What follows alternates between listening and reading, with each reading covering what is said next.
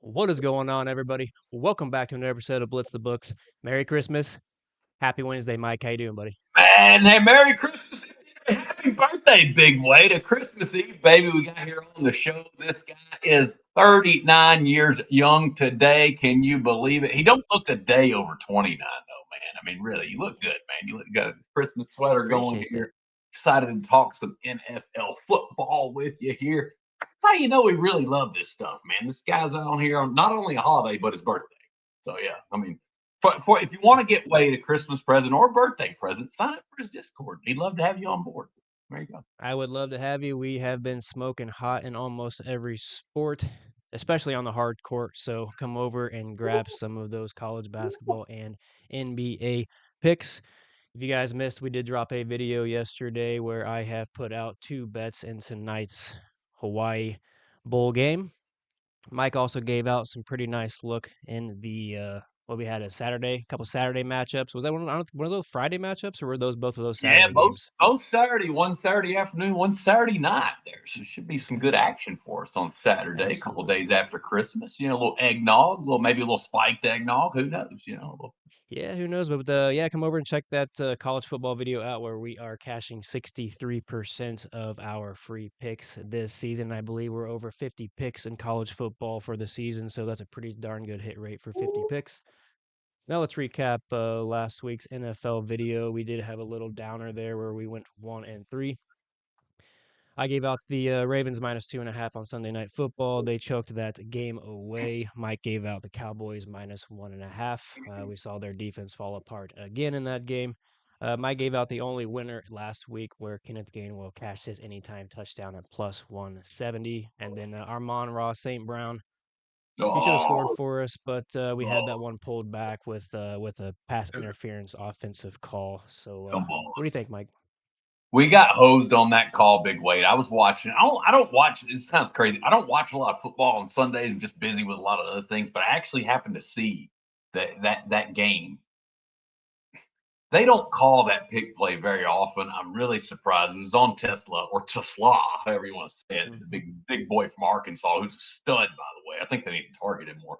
But I thought we kind of got hosed. I've seen that play let go a lot down there in the red zone. I think, yeah, we got hosed on good old St. Brown there. But just wasn't our week, man. Just wasn't our week. Just how it's been in the NFL. We're kind of run hot for a little while and then cold for a little while. I don't know what's going on.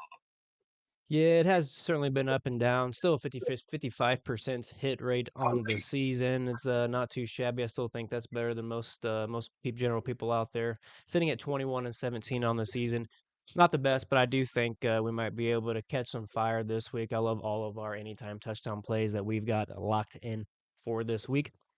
So why don't you start us off and do the honors and give us your first play for Thursday, Christmas Day Yeah, football? baby. Here we go. Let's go. The first game, Christmas Day. My Dallas Cowboys taking off the Washington Commanders here. Go with the big fella, Jake Ferguson, anytime GD, plus 170. Got the yesterday Fanatics no longer available. You can still find plus 150 out there. I think Hard Rock still has that. Fine with that. That's way too good of a price to pass up there on the Ferg. You know, this is just great. Get to watch kids open Christmas presents in the morning. You get this game comes on 1 o'clock Eastern. Should be a Yeah. nice fun day tomorrow, man. I'm looking forward to it. Ferg torched this same Washington team. I think it was back October 19th. It was got 2 TDs against them in that one. We have that good history in our favor there. I just like the price too, man. I mean, getting plus 170 when a lot of the rest of the market has plus 130 ish. Anytime I see that discrepancy, I'm a big believer in playing those, especially in a highly, volatile market like the TDs. We know my man Dak Prescott's having a heck of a year, even though the Cowboys sucked it up. Dak's had a heck of a year. Loves to spread the ball around. Should have plenty of opportunities to target Ferguson in the red zone. Commanders ranked as 29th in safety coverage against tight ends, 28th in corner coverage against tight ends, and 27th in linebacker coverage against tight ends. They can't cover this guy, Big Wade. And we look at Ferg, eighth highest red zone target rate among tight ends. You can see why I like this play. One problem is Big Jake has not scored in a while, so hopefully that means he's due. I don't know. It's hard. There's only one football to go around. Could see Lamb scoring. Could see Pickens scoring. Could see Javonte Williams scoring. I just hope there's an extra TD in Santa's bag here for the third man. Come on. I love this look. I knew when you told me yesterday that you were on Ferguson. I don't think you told me what prop you took, but once I started digging into receiving yards on these guys and touchdowns, I had a feeling you were going to be giving out his touchdown prop. It looks like he's due. I love this look. I may have to jump on this one with you. I don't normally like to give out two touchdown props on the same team, especially to premium members, but Sure. I don't know. I feel like Dak Prescott's going to have at least two, if not three or four touchdowns in this game. We've seen other teams pass pretty well on them while Washington's at home. So this could be another good look. And I'm just gonna Absolutely. stay right in this same game. So I hopefully what I just said comes to fruition here. Um, I'm gonna go with George Pickens. Anytime touchdown here, same game. His best line is plus 131 over on Novig, and that was just this morning. I think you can plus 130's other books, plus 125 on a couple other ones. Let's talk about George Pickens and Dak Prescott's chemistry here a little bit. Prescott has scored 8 touchdowns in 15 games this season, including 4 scores in 7 road games, showing he's not dependent on home field conditions to find the end zone. While he did not score in his most recent road game against Detroit, his long season scoring data shows a clear pattern. When Pickens scores, he often does it in bunches. Earlier this year, he scored in 5 straight games, followed by a short drought before quickly reemerging. He scored again last week, putting him in position to go back-to-back weeks, which would be something that he's done multiple times this season. I believe if he scores again this week, this will be the third time he's gone back-to-back weeks scoring. So let's talk about the history against Washington here. The matchup also sets up pretty well historically. Pickens did not score against Washington earlier this year, but his only career game in Washington, he posted 5 receptions for 91 yards and a touchdown, proving that he can win against this secondary. He's also put up for 82 yards on 4 receptions in game one against Washington this season. Washington's home defense numbers only strengthened this play. They've allowed 13 receiving touchdowns to opposing wide receivers at home this season, including 3 to Detroit and 4 to Seattle, which are two teams with explosive downfield passing games, which Dallas pretty much fits that same mold of offense, which is why I think Dak Prescott, and I believe his line at over 1.5 passing touchdowns is like minus 200. So the books Yep. even believe he's at least going to get 3 passing touchdowns. Now, one of Mhm. those could probably go to a running back out of the backfield, but I really do believe this is going to be more of a downfield attack where the wide receivers and the tight ends are going to eat. Now let's talk a little bit about the Dallas offense and Washington's defense here to iron out this play. Washington's overall defense remains a pretty major concern here. They allow the 7th most touchdowns per game, which is right around 3.1, which obviously fits with Dak Prescott's numbers and why we believe he could find multiple touchdowns this week. They rank 10th worst in wide receiver touchdowns allowed per game, which they allow 1.1 per game. They also give up the 7th most passing yards and 3rd most rushing yards this season, which is a combination that'll put a lot of stress on their red zone defense. Once opponents reach their 20-yard line, Washington does struggle to hold them to 0 points, ranking 4th worst in red zone efficiency allowed. Dallas's offense is built to exploit those weaknesses. They rank number 1 in the NFL in passing yards, 4th in yards per play, 2nd in first downs, and 8th in third down conversion rate with the 60% pass rate. The opportunities should be there this week, especially for the team's top perimeter weapons. Pickens leads the team with 129 targets, accounting for 23% target share, and he sits just one target behind the team lead in red zone looks with 19 red zone targets, right around a 20% share. If you're not a fan of the volatile anytime touchdown props that we're giving out here, absolutely love Pickens over 78.5 receiving yards for minus 110. That's available right now, and he's cashed that line both games versus Washington. With the volume and the red zone usage, a defense that consistently allows wide receiver touchdowns, I just think this is a pretty strong look for Christmas Day prop. Not to mention with CeeDee Lamb still kind of iffy, working his way back from that pretty serious concussion, which I really don't think he should be playing anymore, especially with them out of contention. I know he had a down game last week. I don't know if he's going to have a huge bounce back week here. I just think Pickens is more healthy. He's more sure-handed right now. I just think he's going to look to Pickens, even though I think Pickens and Lamb and Ferguson really all should eat this week. So, could be a big week for Dallas. Yeah, I hope so. We needed it after they let us down last week. But yeah, I love this play. Pickens is one heck of a year, man. I'd be interested to see if Jerry finds the money to pay him an off-season I contract. know. kind of curious to see if he can find the money. He's spending way too much on Dak. 60 million a year for Dak. I love Dak being worth 60 million. But as for your play, I love it, Big Wade. Guess who's dead last in yards per pass allowed? Washington, baby. So there Nice. you go. Also, another tidbit. Washington ranks or gives up the fourth most fantasy points allowed to wide receivers. There we go. They've struggled all year long to defend the tight end and the wide receiver position, really. So there should be plenty of points from the boys. Uh, yeah, good luck, man. Let's catch them. Let's get Well, both of these in the first half. Anyway, let's catch both these Cowboys bets in the first half. Come I was gonna say, on. I have a feeling we've got both of these plays and just watch like Flournoy or Turpin, so like one of those guys is gonna go off in the game. So it's just gonna be one of those Christmas Day games. When you have a spread that's -7, -7.5, -13.5 in these Yeah, games, it's like you really have no idea. no, Dallas, obviously we just talked about Washington's rush defense is not very good. Dallas could just lean on the rush game and just let Williams eat this entire game, and he could have 200 rushing yards. Like we really don't know with the spread like this, and if the score gets out of hand quick, especially with Josh Johnson, I believe starting at quarterback for Washington now, they may not even pass the ball that much. So obviously we're sitting at some pretty risky plays here where we could have a quick blowout by halftime. But I don't know. It's a revenge game. They already blew out Washington once this year. Even a quarterback missing the game, the rest of that team could still show some fight, especially on a Christmas Day game. So I like the touchdown looks, especially like the plus money. And Mike's been red hot at these plus 170s. So do not sleep on these big plays that Mike's been giving out. And as always, if these breakdowns are helping you guys out at all, please hit the like, subscribe to our channel, and drop a comment. What's your favorite play this week? It helps the channel way more than you think. All right, Mike, let's talk about your next play, buddy. Yeah, here I had to find something for Sunday night football, man. Going to be a heck of a Yeah. matchup between the Bears and the Niners. Sunday night Yeah. football there, Yep. a couple days after Christmas. Cannot wait. Let's go. Jawan Jennings anytime TD plus 140 over at Bet 365. Yep. Man, oh man, big weight. In the famous words of cousin Eddie from Christmas Vacation, this one is real nice, Clark. I Looking mean, real real nice, Clark. I don't know what they're doing. I mean, 365 will give these generous opportunities out there. The rest of the market has Yep. this plus 100, plus 110, 115 range at the most. 140 is a bargain, man. Anytime I see a 20 or 30% difference as far as what a book's offering, what the consensus line is, I immediately become interested. It doesn't mean it's automatically a play, but it's on my short list just because of price. Yes, I'm very price sensitive.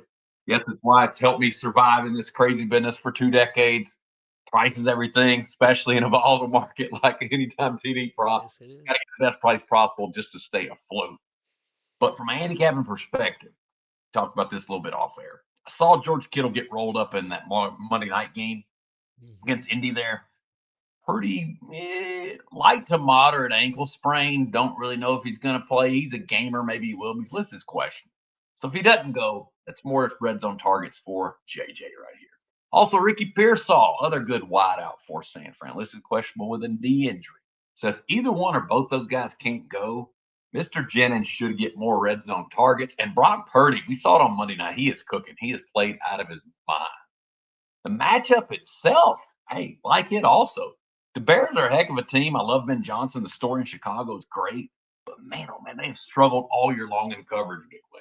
Chicago gives up the third most fantasy points to wideouts this year, and the bulk of Jensen snaps going to be projected against C.J. Gardner Johnson, who ranks just 81st out of 98 safeties in coverage. He's also banged up a little bit too. I think he's listed as questionable. So hey, he can't go. We get to go against the backup here. I love this. Yep. Give me Jennings to hit pay dirt. Stay thirsty, my friends. Woo! Yeah, I love this play, especially with Purdy coming off of that hot Monday night football game. I don't know, we have 5 touchdowns. Yeah, he was cooking, man. It's crazy. I was kind of mad they gave him his job back because my band boy Mac Jones played pretty well. Hmm. Filling in for him. But Hmm. man, Purdy has shut me up real good. I mean, he has been on fire here lately. Um, Yeah, yeah, after watching that game, I decided to go ahead and put a little future on the 49ers to win the Super Bowl. I think yeah, I just yeah. think they've got something here. They're due. They've been cracking at that door for a couple years now. Mhm. The AFC is completely wide open here. Nobody really Yeah, knows who's going to win that thing. That's really should be Josh Allen and the Bills' year.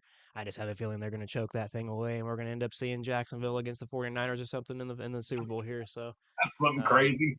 yeah, I think the 49ers are a pretty good look as one of the favorite teams here, especially with teams like the Packers starting to fall off here. I really don't trust. We'll see the Bears and the 49ers this week, but I would take the 49ers 9 times out of 10 in the playoffs against the Bears, especially right now. Um, I don't trust Caleb Williams when big games Yeah, matter. So I love that play.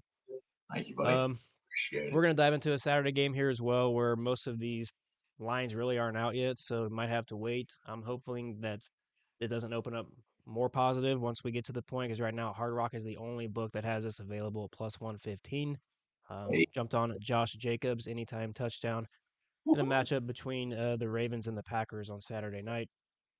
This one's just too good to pass up. I've passed up on Jacobs once earlier this year when he was right around plus money, and I regretted it because he scored. I think it was against Denver.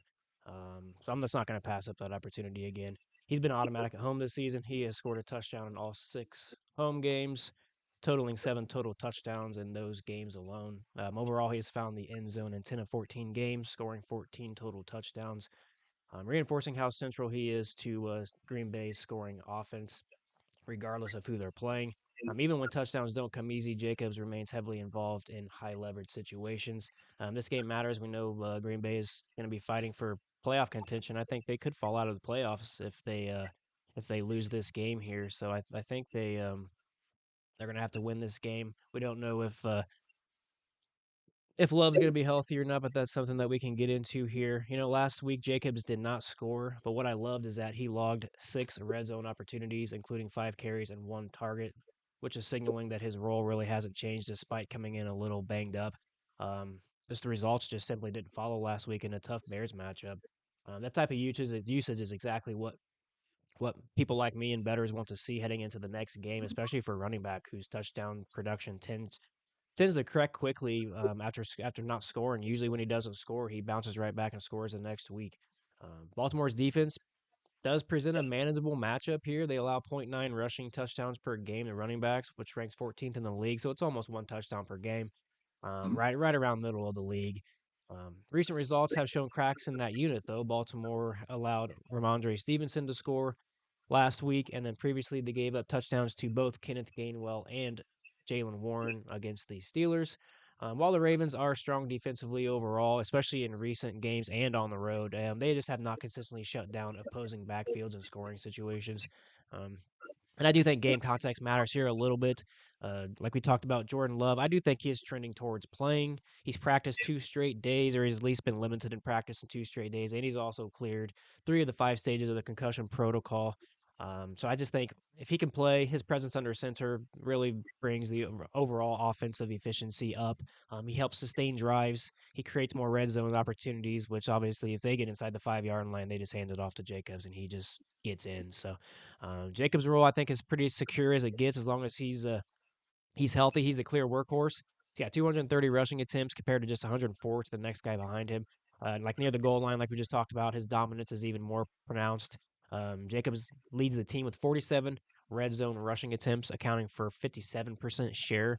He also ranks fourth on the team in red zone targets. It's not very many. He has like 5 or 6. So, but even then, he can still catch the ball out of the backfield. Yeah, With an elite production, heavy red zone usage, and a matchup that has already shown recent running back scores, I think this is a pretty good look, and I wouldn't be surprised if he actually scores out of the backfield. I think Ravens are going to come to play after that embarrassing letdown, and Twitter's all over Harbaugh and the whole Derrick Henry situation. So, yeah, I think both teams are going to come to play, and when both teams come to play, I think you're going to see the better players shine. And even if we have questionable quarterbacks coming into this game, I think both running games are going to try to hit pretty heavy. I know they're going to try to get back to Derrick Henry. Um, I don't know, parlaying Josh Jacobs and then Derrick Henry in this spot. I know it's pretty square, but prime time game. I think this would be pretty good spot to do that. But our play here is Josh Jacobs anytime touchdown plus 115 right now over at Hard Rock. Um, hoping that doesn't open up like plus 130 or plus 120 other places, but I don't think it will. But we will see. Let's do a quick rundown and we'll get out of here, Mike. Mike gave out Jake Ferguson anytime touchdown for the Dallas Cowboys plus 170. I gave out in that same game George Pickens anytime touchdown plus 131. And then on the Sunday night game, I think it's Sunday night, right? 49ers Bears. Yes, sir. Sunday Yeah, night. Mike gave out Juwan Jennings from the 49ers to score plus 140. And then for the Saturday night matchup, I am giving out Josh Jacobs plus 115. For the Packers against the Ravens, let's have a Merry Christmas, everybody. Let's cash these tickets. Let's get back into the win column. What do you got to say, Mike, before we get out of here? Ho, ho, ho. Enjoy the Christmas time with your family and friends. Special time, folks. We are blessed. Thank y'all for watching. Be good. Appreciate you guys. Have a blessed one.